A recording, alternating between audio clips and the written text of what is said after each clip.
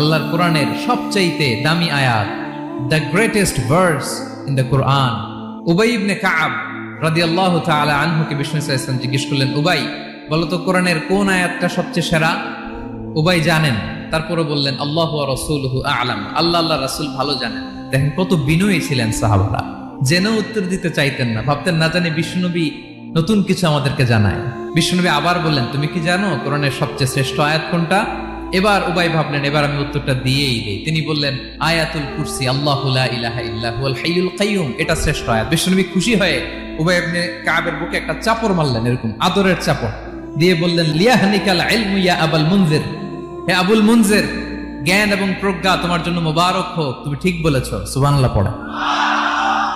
তাহলে এই প্রথম ইনফরমেশনটা আজকে জানলাম, কোরআনের সর্বশ্রেষ্ঠ আয়াতের নাম ৬,২৩৬টা আয়াতের মধ্যে থেকে সবচাইতে দামি আয়াত এটা।